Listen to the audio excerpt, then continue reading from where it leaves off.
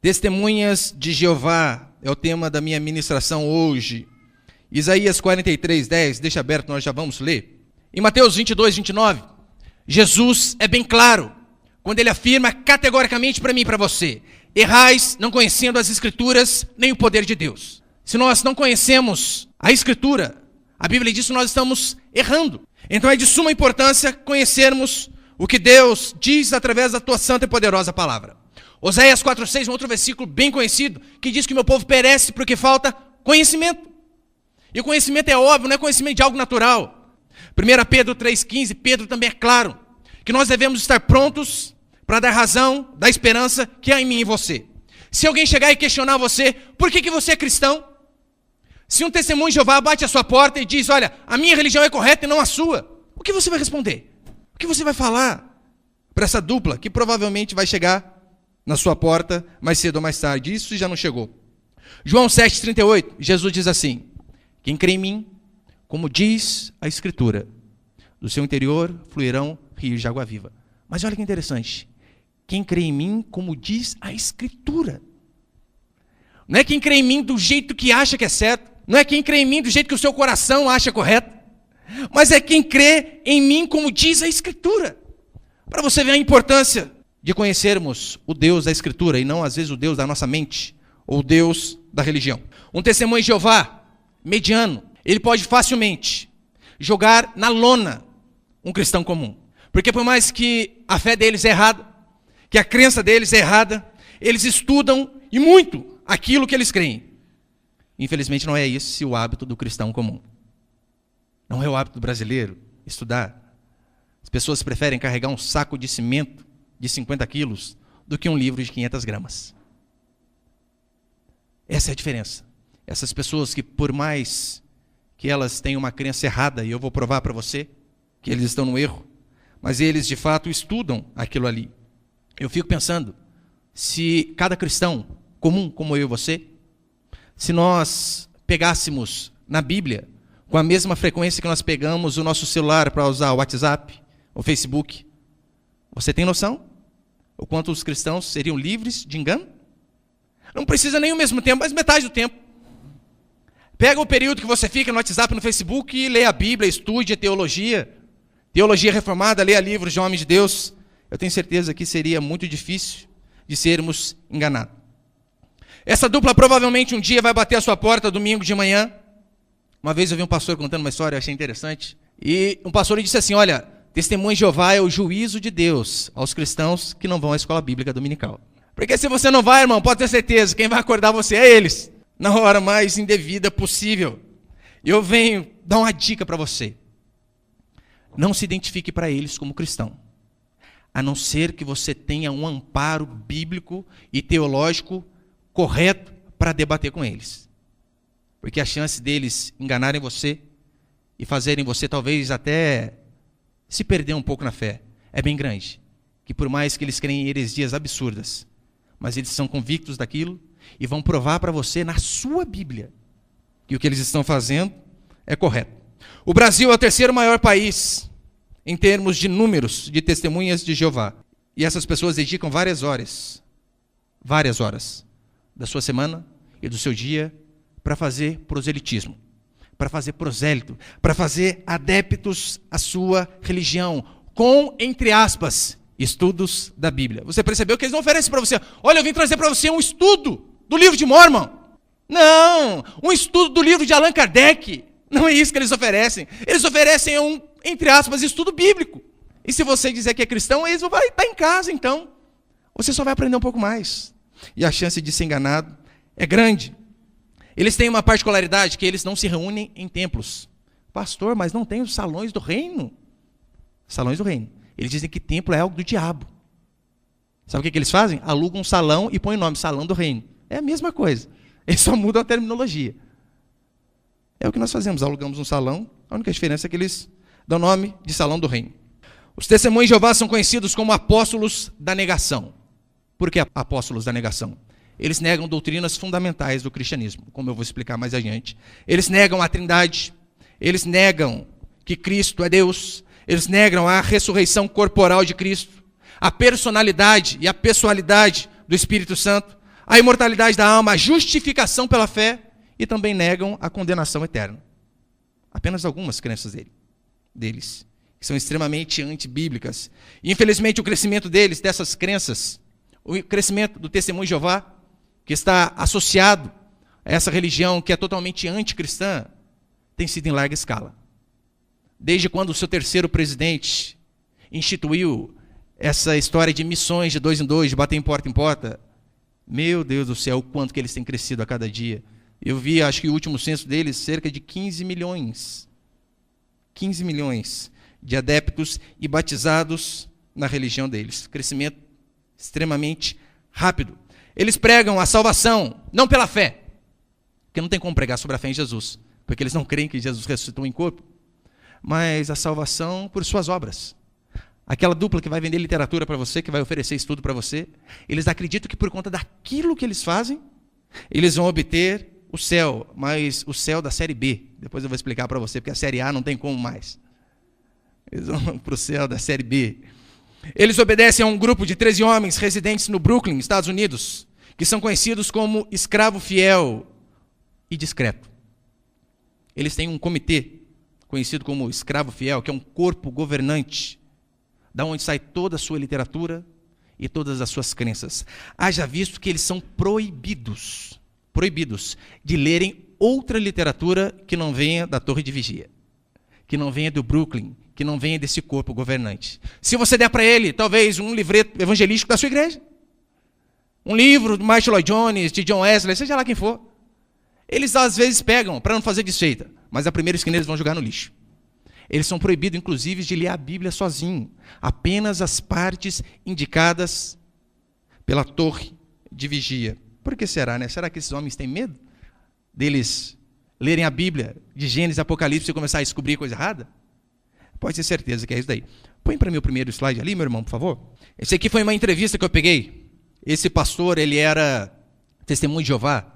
Ele coloca só das iniciais do nome dele, MS, porque ele não quis se identificar, não quis dar o nome dele. Mas ele é ex-Testemunho de Jeová do Instituto Cristão de Pesquisa de Belo Horizonte. E olha o que ele diz. Usávamos a seguinte expressão, que a Bíblia é nossa dispensa de alimentos.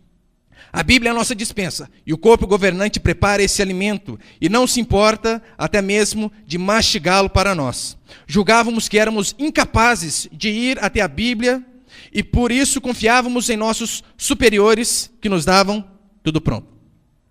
É isso que as pessoas passam para eles, Sociedade Torre de Vigia. Não precisa nem ler a Bíblia, nós vamos dar tudo o que vocês precisam. Mastigadinho, não precisa ler literatura nenhuma. Eles eram conhecidos antigamente como Sociedade Bíblica Torre de Vigia. Só que devido a processos na justiça, eles foram obrigados a tirar o nome bíblico de seu nome. E então passou a se chamar apenas Sociedade Torre de Vigia.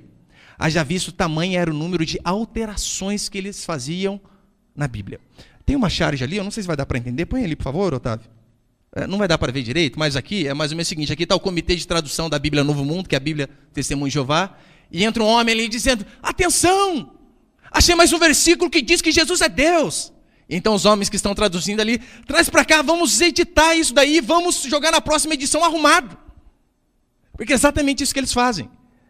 Eles vêm reeditando dia a dia a Bíblia para que possa se adaptar àquilo que eles creem apenas aquilo que eles creem. Mas, acima de tudo, eu e você não podemos ver essas pessoas como arqui-inimigos, mas sim como pessoas que são vítimas de um sistema. Pessoas que estão sendo enganadas, pessoas que estão indo para o abismo, a não ser que alguém que tem uma luz verdadeira possa iluminar o caminho deles e tirar ele das trevas. Esse é o seu objetivo. Não apenas falar, porque tem gente que, se deixar, joga até água quente nesse povo aí. Não quero saber não, vai embora! Mas é interessante que você tenhamos uma boa base bíblica para poder mostrar a eles o verdadeiro caminho correto. E vamos falar só um pouquinho da história deles. Eu já vou entrar em algumas crenças fundamentais. Se bater um testemunho de Jeová na sua porta e você perguntar para ele, quem é o fundador da sua religião? Eles vão dizer prontamente, Jeová. Jeová. Ele é o fundador. E eles vão dizer assim para você, você tem uma Bíblia? Abra a sua Bíblia lá em Isaías 43, verso 10, que é esse texto que eu falei. Você pode acompanhar comigo? Isaías 43, verso 10. Diz assim: vós sois as minhas testemunhas, diz o Senhor, o meu servo a quem escolhi. E por aí vai. Vós sois as minhas testemunhas, diz o Senhor.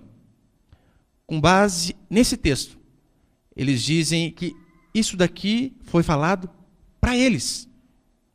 Mas é falta de conhecimento bíblico total. Se você ler um pouquinho do contexto do capítulo 43, você vai ver que Deus está falando era com o povo de Israel, o Israel terrestre.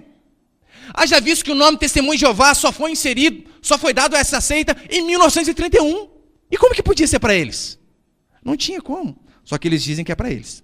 Eles têm uma forma de governo chamada de eras presidenciais. Um homem é o presidente e tem o seu corpo governante, normalmente 13 homens. Da onde ali sai a revelação bíblica. Eles dizem que esse corpo governante, esse presidente, é escolhido de forma teocrática.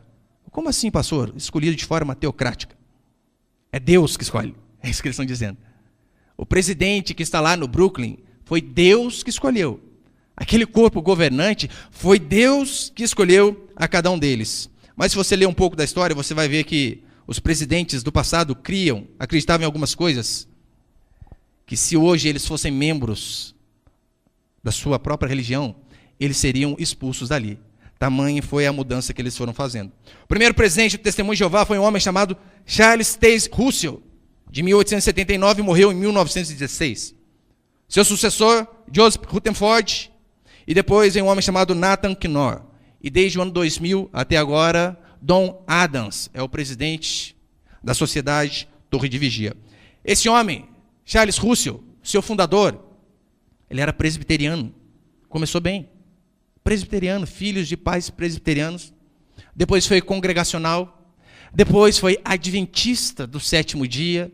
E depois então fundou a Sociedade Torre de Vigia. E você vai ver que muitas das doutrinas do Testemunho de Jeová têm muito a ver com o adventismo, que foi pregado nas semanas anteriores. Haja visto que ele não cria em condenação eterna, assim como o adventismo. Eles são aniquilacionistas. Eles creem que depois que morre, o inferno não vai existir dor eterna, sofrimento eterno, mas Deus simplesmente vai aniquilar todos e pronto, acabou. Isso por conta de influência adventista. Os materiais que eles costumam usar, normalmente a Bíblia, Tradução Novo Mundo, Bíblia, Tradução Novo Mundo, Revista Sentinela e Despertar, e talvez você já leu alguma, talvez você já viu aquele povo no ponte de ônibus vendendo esse tipo de literatura, ou entregando na porta da sua casa. Essa semana, quando eu estudava mais um pouco sobre esse assunto, eu olhei o programa do Ratinho, ele estava falando sobre Testemunho de Jeová, eu me interessei. Falei, o que esse homem vai falar desse povo? E eu peguei e fui lá, vi o que ele estava falando. Ele estava elogiando a Bíblia, o Testemunho de Jeová. Ele estava com a Bíblia assim, olha, eu gostaria de aqui enaltecer os tradutores, a gráfica, olha que Bíblia bonita que eles fizeram. As pessoas dizem que tem diferença da Bíblia deles para a Bíblia comum, mas é mentira, a única coisa que eles fazem, eles colocam palavras mais fáceis, para que pessoas que não são tão letradas possam entender de forma melhor. Só que o Ratinho não sabe nada de teologia, não sabe nada de Bíblia, não sabe nada do que está naquele livro que ele estava na mão. Eu vou mostrar para você que eles fazem algumas mudanças demoníacas para tentar colocar Jesus como o arcanjo Miguel, para tentar dizer que Trindade não existe, e várias outras doutrinas. Russell alegava que a Bíblia só seria entendida com as suas próprias interpretações, que ninguém poderia entender de fato a Escritura se não fosse associado aos seus ensinamentos. Olha o que diz Mateus 24, 45. Tem ali? Mateus 24, 45. Quem é, pois, o servo fiel e prudente, a quem o Senhor confiou os seus conservos para dar-lhes sustento a seu tempo? Aqui uma parábola. Quem é o servo fiel? Charles Russell disse que era ele. Eu sou o servo fiel. E qual que era a missão desse servo fiel? Dar sustento ao povo. A missão desse servo fiel era alimentar o povo. Só eles tinham condição de interpretar a Bíblia de forma correta. Quando o segundo presidente, então, assumiu a Sociedade Torre de Vigia, Rutherford disse o seguinte, olha, Russell disse que ele era o servo fiel, Russell se enganou um pouquinho, já começam as mudanças. Na verdade, o servo fiel não era Russell, mas sim o corpo governante dos Testemunhas de Jeová. Daí você vê que já começam as mudanças. Então, para ele, o servo fiel são eles. Mas o maior inimigo dos falsos profetas é o tempo. E eu vou falar essa frase no final, provando que eles são falsos profetas. Passar apenas alguns princípios aqui. Primeiro princípio, principais doutrinas dos testemunhas de Jeová. Não creem na Trindade. Você pode falar para a pessoa do seu lado? Não creem na Trindade. Se você pegar alguns folhetos, algumas revistas deles, você vai ver que tem alguns desenhos onde parece que tem um dragão, um monstro com 3 cabeças. Eles dizem que aquilo é a Trindade. Eles dizem que é a doutrina do capeta, do demônio, essa história de Trindade. Apenas um monstro de 3 cabeças. E se eles falassem para você, na porta da sua casa, dizendo, olha, você sabia que a Trindade não existe? Como que você responderia biblicamente para eles? Eu lembro, primeira vez que eu comecei a estudar isso aqui, eu falei, meu Deus, onde que eu vou achar a resposta para esse povo? Porque realmente, olha o argumento forte que eles dão. Você sabia que a palavra Trindade não está na Bíblia? Eu venho falar para você, não está mesmo. Não tem. Tem o conceito por toda a Escritura. Mas a palavra Trindade em si não está.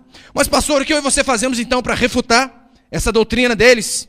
Você pode voltar um pouquinho comigo aí, rapidinho? Isaías, capítulo 6, versículo 8. Olha que interessante. Eu vou lendo para você. Isaías 6, 8. Depois disso, ouvi a voz do Senhor que dizia, a quem enviarei? A quem há de ir por nós? Disse eu, eis-me aqui, envia-me a mim. Então disse ele, vai e dize a este povo, ouvi e não entendais, vede, mas não percebais. Torna insensível o coração deste povo, endurece-lhe os ouvidos e fecha-lhe os olhos, para que não venha ele a ver com os olhos, a ouvir com os ouvidos e a entender com o coração e se converta e seja salvo. O interessante é que aqui diz o seguinte, olha, ouvi a voz do Senhor.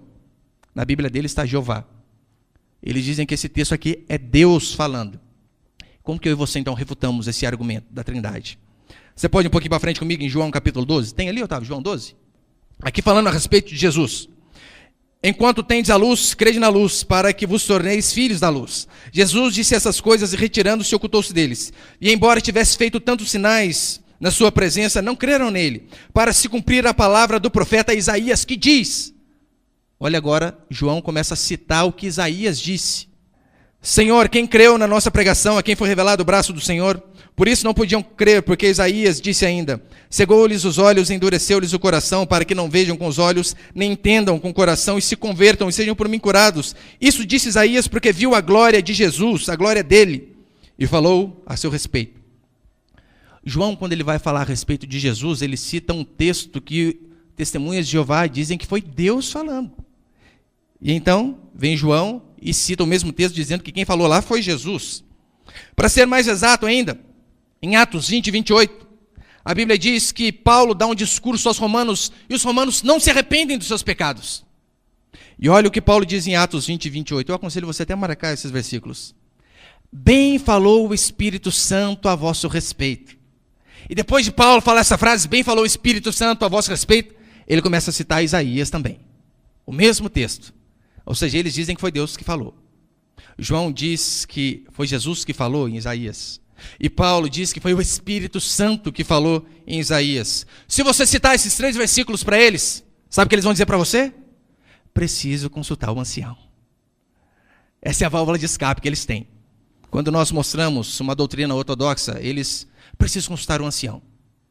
E pode ter certeza, eles não vão ter resposta para isso de jeito nenhum. Eles dizem, olha, a palavra Trindade não existe. Mas você pergunta para eles, e o corpo governante existe? Mostra para mim na Escritura onde tem essa palavra, corpo governante, também não existe. Mas o que eles dizem a respeito de Deus Pai? Próximo princípio, segundo. O que eles dizem a respeito de Deus Pai?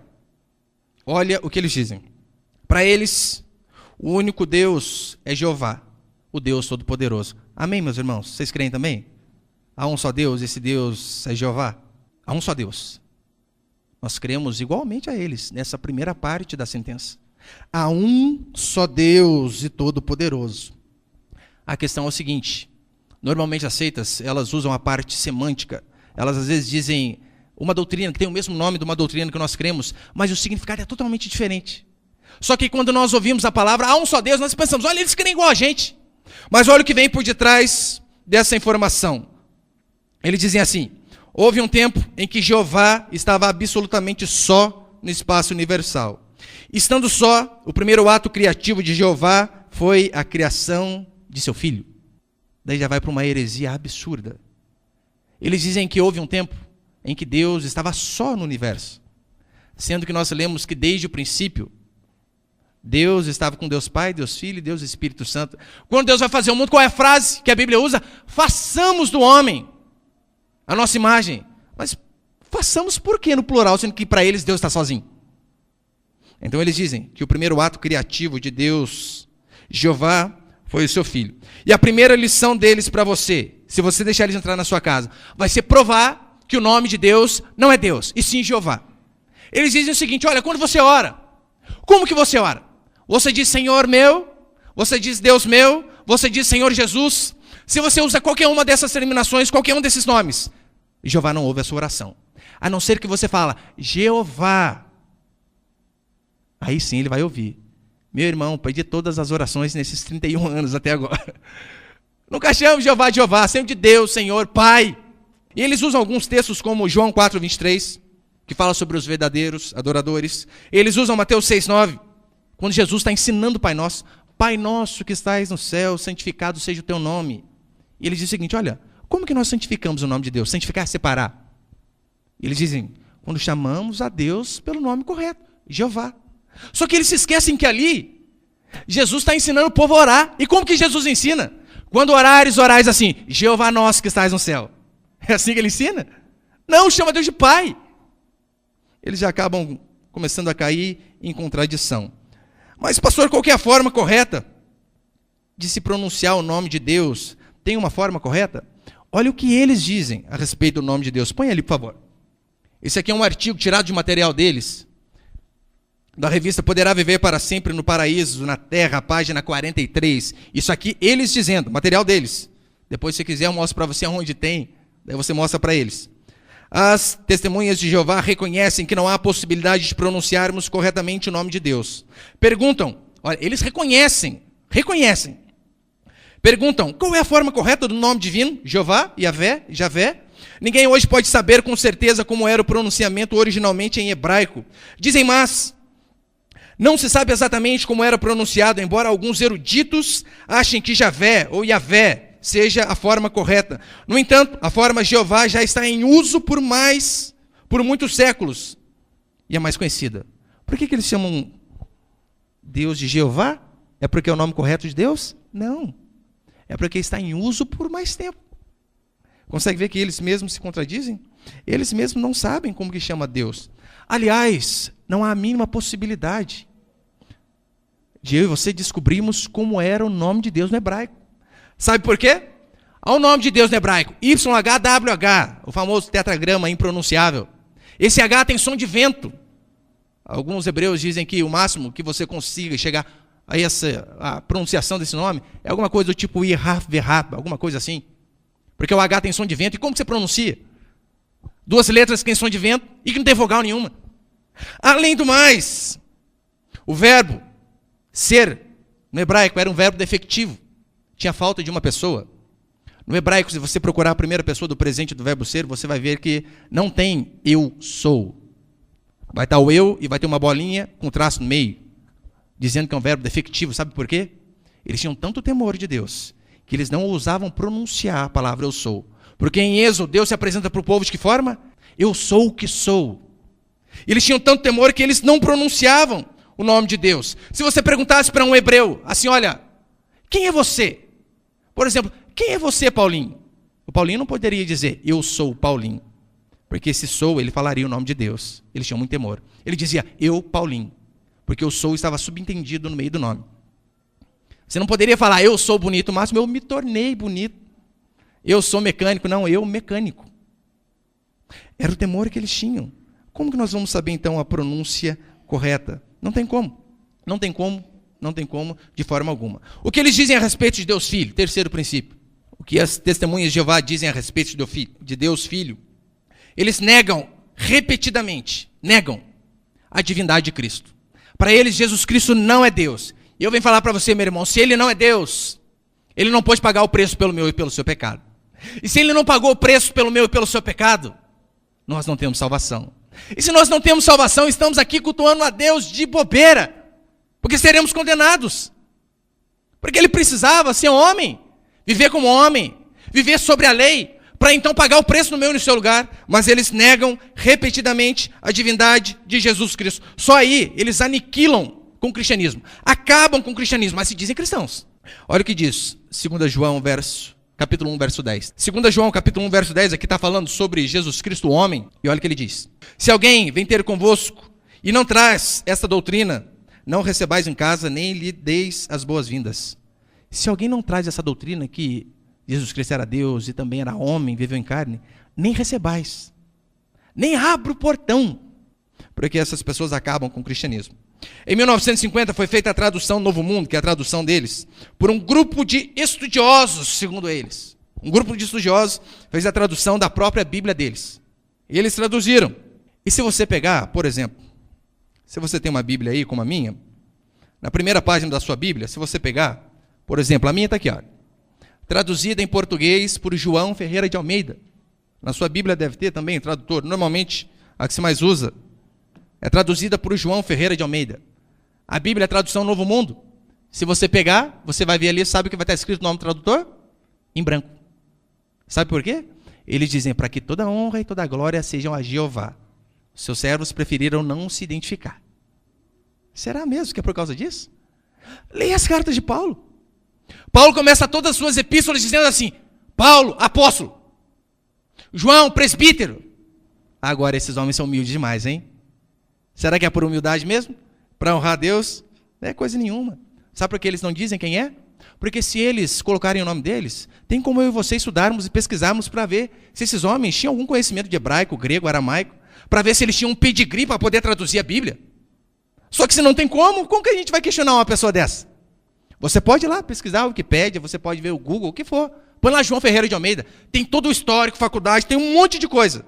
Agora, você não vê, e você jamais vai conseguir tirar deles o nome das pessoas que traduziram a sua Bíblia. Mas se você dá um fuçadinho no YouTube, igual eu costumo fuçar de vez em quando, tem um vídeo antigo, antigo mesmo, de um homem que participava lá desse corpo governante, a esposa desse homem, ela cagueta geral, entrega todo mundo. Ela começa dizendo, olha, começando pelo presidente, ele fez só o 2º ano da faculdade, nem terminou a faculdade. E começa a dizer, olha, ali não tem erudito bíblico nenhum, ninguém sabe grego, hebraico, coisa nenhuma. É por isso que eles escondem.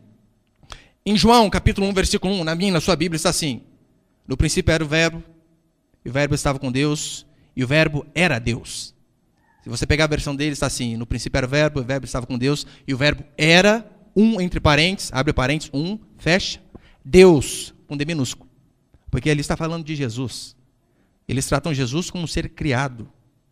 Deus minúsculo. Você pode conferir depois, também tem aplicativo que você talvez consiga colocar no seu smartphone, no seu tablet.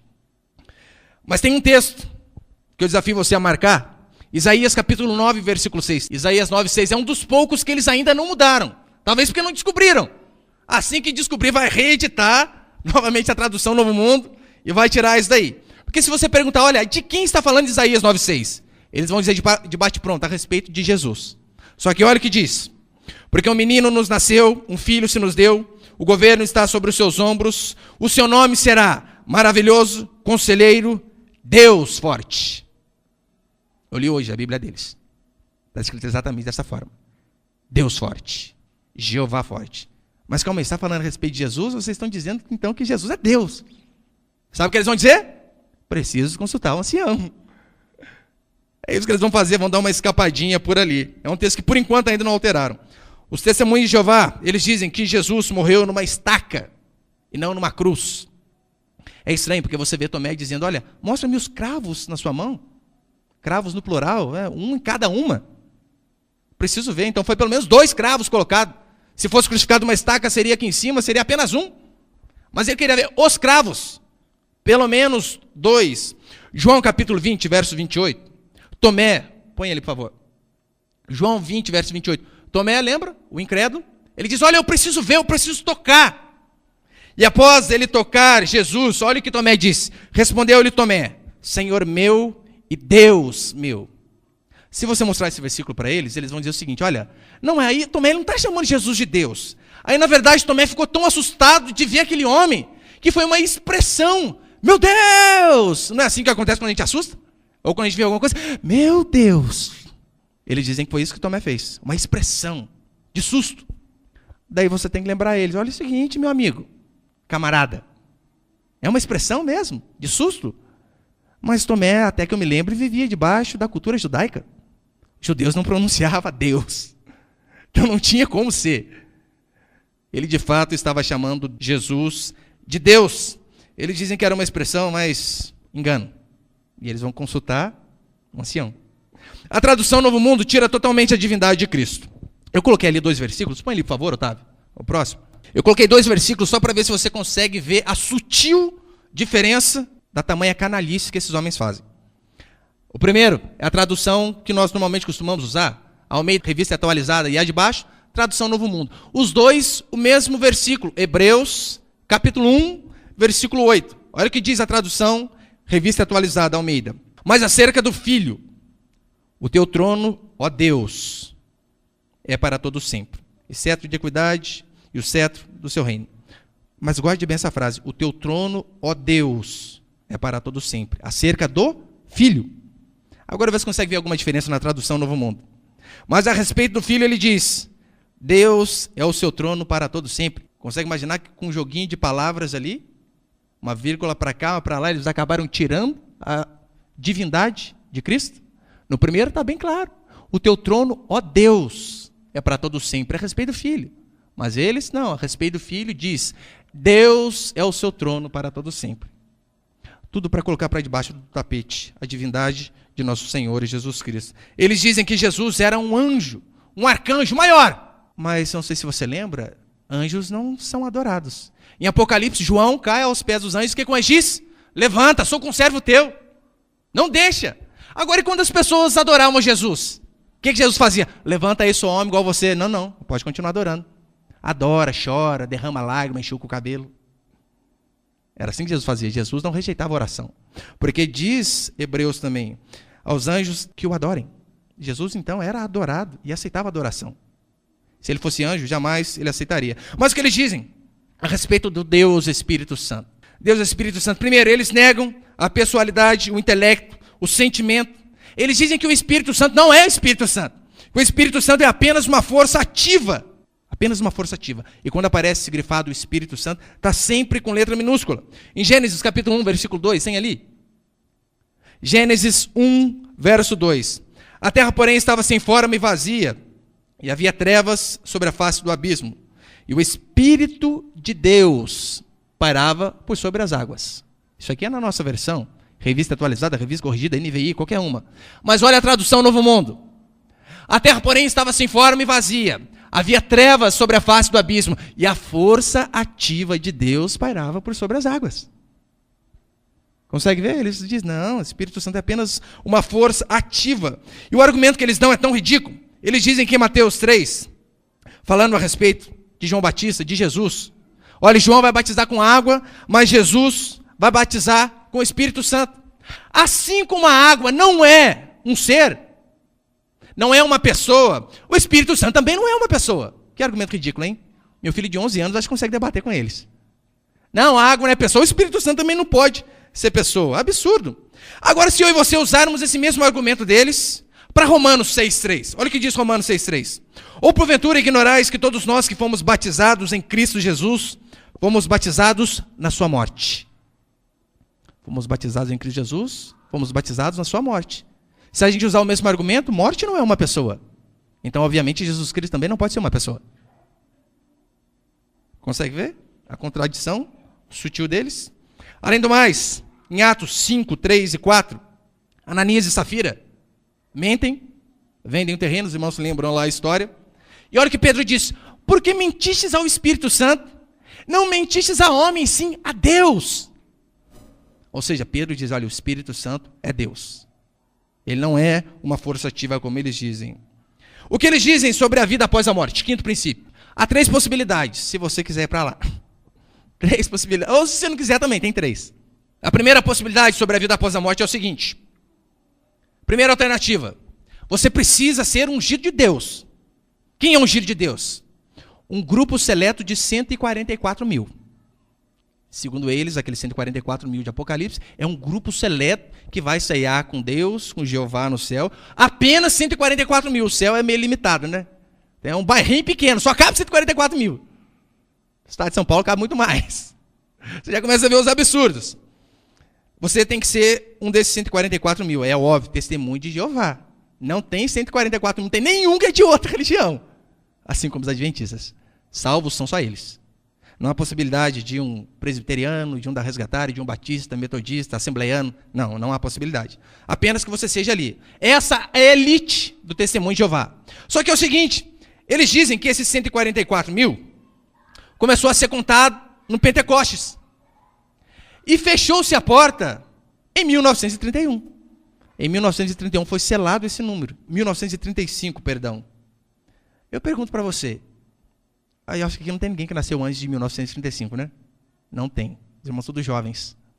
Meu irmão, se você, assim como eu, nasceu depois de 1935, você não tem possibilidade nenhuma de ir para o céu, segundo eles. Nenhuma. Pastor, mas é aquele duplinha que vai toda vez na porta da minha casa. Eles não podem ir para o céu? Não. Eles sabem disso? Sabem. Sabe o que eles buscam? Eles buscam a segunda alternativa. Como esse grupo seleto fechou, tem uma segunda alternativa. As pessoas que expandem o reino da Testemunha de Jeová, que vendem as suas literaturas, os escritos de Russell, de Rutherford, da Torre de Vigia. Essas pessoas vão viver numa terra paradisíaca, que o paraíso vai ser aqui na terra. É por isso que eles vão lá na porta da sua casa.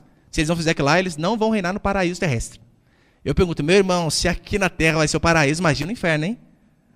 Ele está lascado. Se aqui vai ser o paraíso, o inferno deve ser algo terrível mesmo. Mas é isso que eles dizem. Pastor, como que eles chegaram a essa data? Que em 1935 foi fechado esse número de 144 mil? Ninguém tem a mínima ideia. Mas segundo eles, em 1935 foi fechado. E hoje eles trabalham para viver na terra paradisíaca. É a série B do Testemunho de Jeová. Tem a elite e tem o povo de segunda linha, de segunda classe. E tem, é óbvio, a terceira alternativa, né? Se você não está na religião deles, se você não confessa, não se batiza como Testemunho de Jeová, você vai torrar no inferno. Mas fique em paz, porque o inferno para eles não é sofrimento eterno. Você vai queimar de uma vez só e vai ser fulminado, acabou. Menos mal, né? Mas para encerrar, algumas crenças errôneas deles. Eles acreditam que Jesus voltou de forma invisível em 1914. Eles dizem que desde 1914 Jesus reina de forma invisível. Quando eles falarem isso para você, você abre em Apocalipse 1:7 e diz assim, olha, mas aonde fica aquele texto que todo olho verá quando ele voltar? Não tem na sua Bíblia? Não diz que um relâmpago do Ocidente ao Oriente, do Oriente ao Ocidente? Mas como assim invisível? Ninguém viu. Eles dizem isso aí, Jesus voltou de forma invisível. Eles, talvez é o conhecimento de mais alguns também, eles rejeitam práticas médicas, durante muito tempo rejeitaram vacina, transplantes, transfusão de sangue. Se você conhece algum testemunho de Jeová, você sabe que eles fazem isso. Durante muito tempo, por exemplo, de 1931 a 1962, eles proibiram a vacinação. Mas depois de 62, liberaram. Mas como que é assim? Deus parece meio incoerente, não é? Não pode vacinar. Daí depois de 62, eu acho que pode sim. Anota aí de novo, ó. Corpo docente da Sociedade Torre de Vigia, agora pode. É isso que eles estão dizendo, que Deus é um Deus bipolar, ele decide, mas depois ele volta atrás. De 1968 a 1980 foi proibido o transplante de órgãos. Não podia. Depois liberou. Não pode sangue. Órgão não tem problema. Só que como você vai transportar um órgão, transplantar, sem que venha sangue? Eu não lembro de qual órgão eu estava vendo esses dias, não sei se é o rim, pulmão, que tem não sei quantos % de sangue. Daí você vai colocar 100. Ó, vou pôr esse órgão aqui, mas sem o sangue do falecido ali. Não tem como. Não tem como. Mas eles, olha, proibiram, depois disseram que podiam. Transfusão de sangue até hoje não pode. Se você perguntar. Se você pesquisar, se você dar uma estudadinha mais profundo, você vai ver. Inúmeras crianças morreram. Porque seus pais, quando essas crianças estavam no hospital, não aceitaram que fosse feita transfusão de sangue. Eles preferiram ver os filhos morrendo, mas que o filho um dia pudesse herdar o paraíso. Mas olha para você ver a incoerência. Se o paraíso estava fechado, por que você não vai fazer transfusão de sangue de uma criança hoje? Se para ele a única coisa que ele tem que fazer é conquistar a terra paradisíaca, e para conquistar a terra paradisíaca tem que trabalhar? Ora, então faz transfusão de sangue para ele poder trabalhar um dia. Eles proíbem o envolvimento com causas políticas. Você não vai ver nenhum testemunho de Jeová político. Pastor, mas o voto é obrigatório. Eles votam em branco. Eles vão exercer o seu aparente exercício de cidadania. Lá eles vão exercer isso daí, mas votam em branco. Eles não apoiam e proíbem as causas militares, você não vai ver um testemunho de Jeová militar. Já visto quem foi militar aqui sabe como é, juramento à bandeira, não fazem. Só que eles esquecem que José era governador, então não pode ter causa política. Olha para os homens da Bíblia, Davi, Moisés, Josué, era até comandante de exército. Mas para eles, não pode.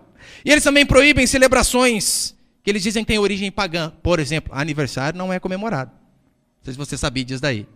Por que eles não comemoram aniversário? Segundo eles, e aniversário acontece muita desgraça. Eles citam um exemplo da Bíblia. Olha para você ver aniversário. Lembra lá o aniversário de Herodes? Herodias dançou. E o que aconteceu? Quem dançou foi João Batista, perdeu a cabeça. Olha como que é algo trágico. Então não comemoram o aniversário por conta dessas coisas. Eles alegam ser profeta de Jeová na terra.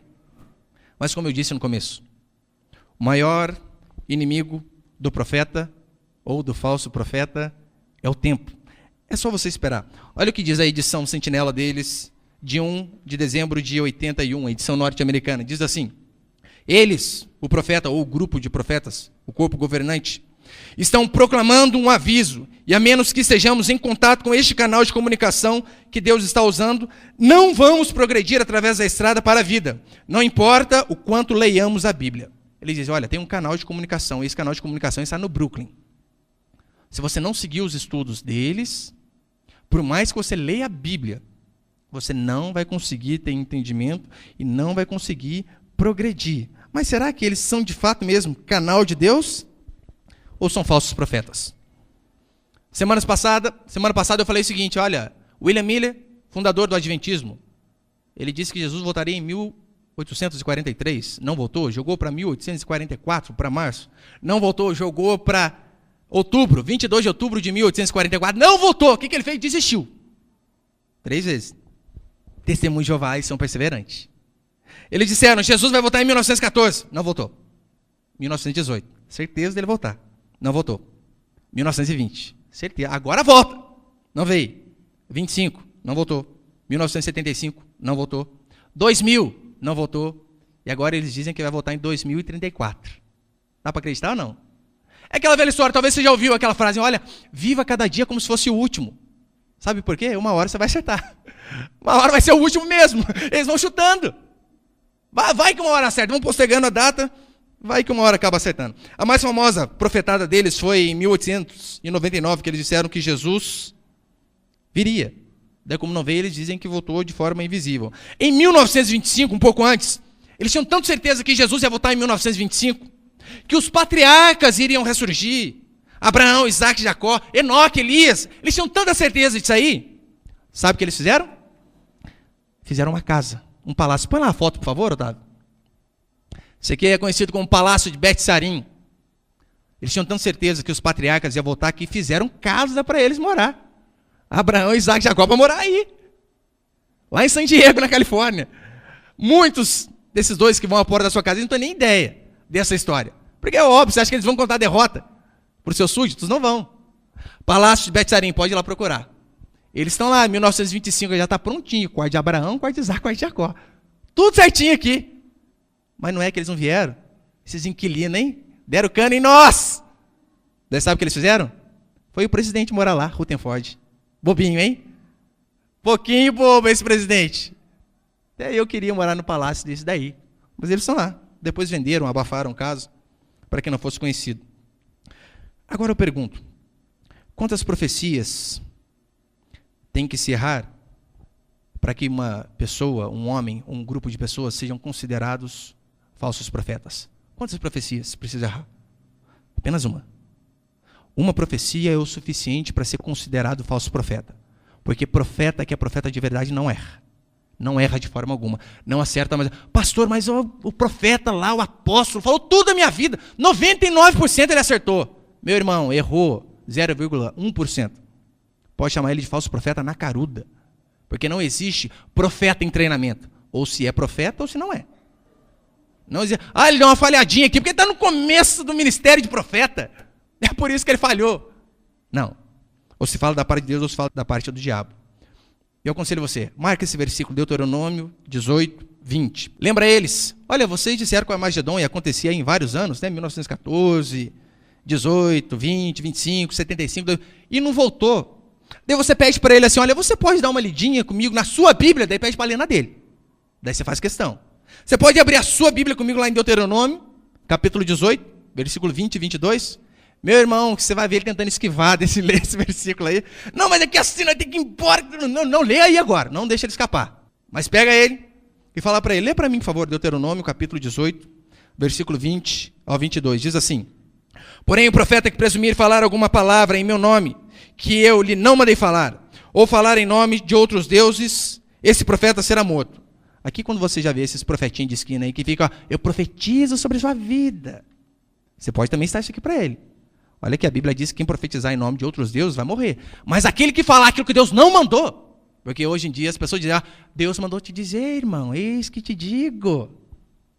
Aleluia. Antes dele terminar a frase, você fala assim, olha, pastor, profeta, seja lá quem for. Você tem certeza que Deus mandou falar? Porque a Bíblia diz que aquele que profetizar em nome de outro Deus vai morrer. Mas aquele que falar o que Deus não mandou também vai morrer. Você pode morrer então? Se você não estiver falando da parte de Deus, eu duvido que ele termine a profecia. Mas olha como que continua. Se disseres no teu coração, como conhecerei a palavra que o Senhor não falou? Como conhecer? Sabe que quando esse profeta falar em nome do Senhor e a palavra dele se não cumprir, nem suceder como profetizou, esta é a palavra que o Senhor não disse, com soberba o falou tal profeta. Não tenhais temor dele. Fala para ele, olha aqui, mas vocês falaram Armagedon em um monte de data, o que aconteceu? Não voltou? Não se cumpriu? Então alguém está errado. Ou a Bíblia está correta, ou o corpo governante está correto. Não tem como você juntar os dois. Amém, meus irmãos? Você pode ficar de pé por um instante, por favor?